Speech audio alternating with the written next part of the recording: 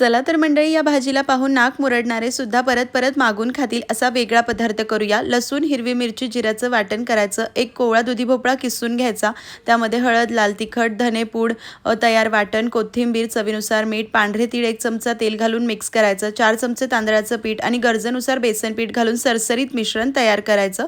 शेवटी पाव चमचा साखर, 1 लिंबाचा रस घालायचा। छान दुधीच्या वडीचं मिश्रण तयार झालं। तेल लावलेल्या ताटात थापून घ्यायचं। चांगल्या उकळत्या पाण्यात मध्यम आचेवर 15 ते 20 मिनिटं ही वडी वाफवून घ्यायची। छान शिजलेली आहे, अर्धा तास गार करायची। गार झाल्यानंतर दुधीच्या आवडीनुसार वड्या कट करून घ्यायच्या आणि तुम्ही यांना डीप फ्राय करू शकतात किंवा शॅलो फ्राय सुद्धा। अशा गार झाल्यानंतर फ्रीजमध्ये 8 दिवस छान टिकतात।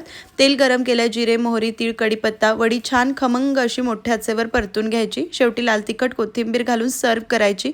आतून जाळीदार, मऊ, लुसलुशीत, वरतून खरपूस अशी दुधीची वडी तयार आहे। नक्की ट्राय करा। चॅनलला सबस्क्राईब करा, लाईक करा, शेअर करा।